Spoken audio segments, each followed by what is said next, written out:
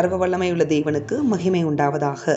இந்த நாளுக்கான கர்த்தருடைய வார்த்தை ஏசாயா 55 அதிகாரம் 9வது வசனம். பூமியை பார்க்கிலும் வானங்கள் எப்படி உயர்ந்திருக்கிறதோ அப்படியே உங்கள் வழிகளை பார்க்கிலும் என் வழிகளும் உங்கள் நினைவுகளை பார்க்கிலும் என் நினைவுகளும் உயர்ந்திருக்கிறது. ஆமேன். கர்த்தர் நமக்கு கொடுக்குற ஒரு வாக்குத்தத்தத்தை பாருங்க.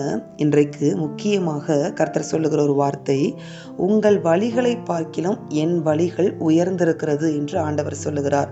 அதுவும் எப்படி உயர்ந்திருக்கிறது அப்படின்னு உங்கள்கிட்ட சொல்றாருன்னா, பூமியை பார்க்கிலும் வானங்கள் எப்படி உயர்ந்திருக்கிறதோ, அதாவது நம்மளால கற்பனை கூட பண்ணி பார்க்க முடியாத உயரத்திற்கு தேவன் நமக்கான வழிகளை நமக்காக அவர் கரத்துல வைத்திருக்கிறேன் என்று ஆண்டவர் சொல்லுகிறார். அப்ப இப்படிப்பட்ட வழியை நான் எப்படி தெரிந்து கொள்வது அப்படின்னு சொல்லி நீங்கள் நினைத்து கொண்டு இருக்கலாம். அதுக்கு தான் தேவன் ஒரு வழியை சொல்லித் தருகிறார் பாருங்க. உன் வழியை கர்த்தருக்கு ஒப்புவித்து அவர் மேல் நம்பிக்கையாயிரு, அவரே காரியத்தை வாய்க்க பண்ணுவார். அப்போ உங்களுடைய வழிகளுக்குள்ளாக அவருடைய வழியை நீங்கள் கண்டுபிடிக்கணும் அப்படின்னா ஒவ்வொரு நாளும் நீங்கள் என்ன செய்யணும் அப்படின்னு நீங்கள் பார்த்தீங்கன்னா, உங்களுடைய வழிகளை உங்களுடைய நினைவுகளை கர்த்தரிடத்தில் நீங்கள் ஒப்பு கொடுக்க வேண்டும். அப்படி ஒப்பு கொடுக்கும்போது கர்த்தர் என்ன சொல்லுவார் அப்படின்னு நீங்கள் பார்த்தீங்கன்னா, எப்பொழுதுமே நம்முடைய வழிகளுக்கு தேவன் என்ன செய்ய மாட்டார், ஓகே சொல்லிக்கொண்டே இருக்க மாட்டார்.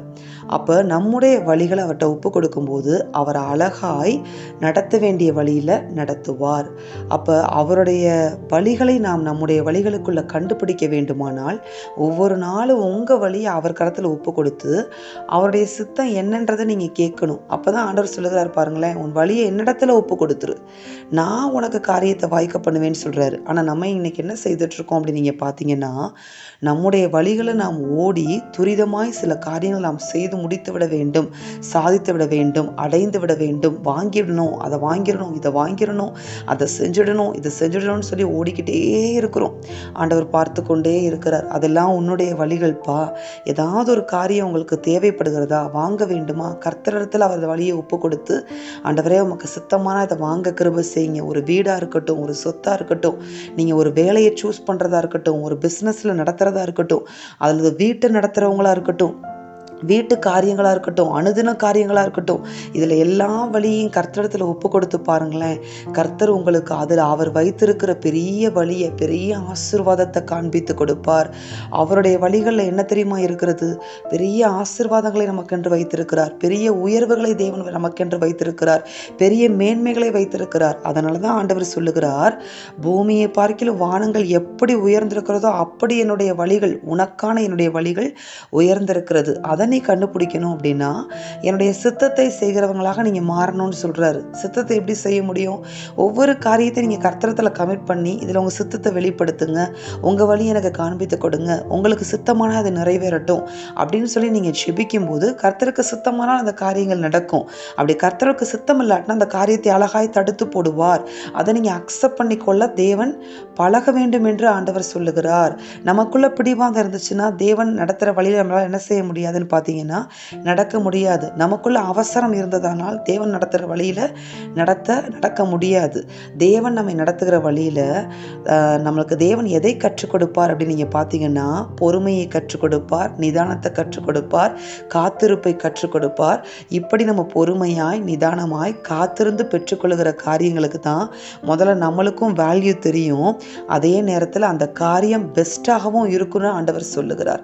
அப்போ உங்கள் காரியங்கள் எல்லாம் கர்த்தரால் கைகூடி வரணும் அப்படின்னு நீங்கள் ஆசைப்பட்டீங்கன்னா, கர்த்தருடைய வழிகளை நீங்கள் கண்டுபிடித்து அதில் நடக்கணும்னு நீங்கள் ஆசைப்பட்டீங்கன்னா, முதல்ல உங்கள் வழிகளை கர்த்தருக்கு கமிட் பண்ணிடுங்க.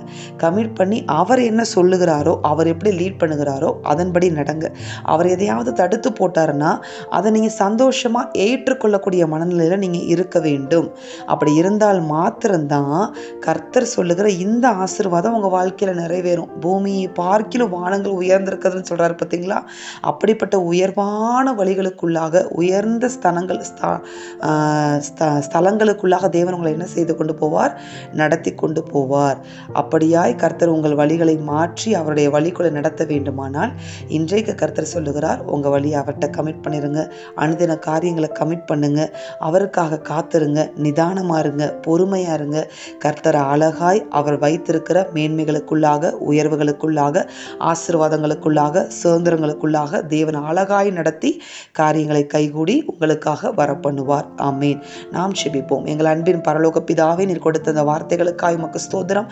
இந்த வார்த்தையின்படியே உங்கள் பிள்ளைகள் ஒவ்வொருவரையும் நீங்கள் ஆசிர்வதிங்க ஆண்டவரே. எங்களுடைய வழிகளை பார்க்கிலும் எங்களுக்கான உம்முடைய வழிகள் ஆண்டவரே இசப்பா, பூமியை பார்க்கிலும் வானங்கள் எப்படி உயர்ந்திருக்கிறதோ அப்படியாய் உயர்ந்திருக்கிறது என்று நீங்கள் சொல்லியிருக்கிறீங்க.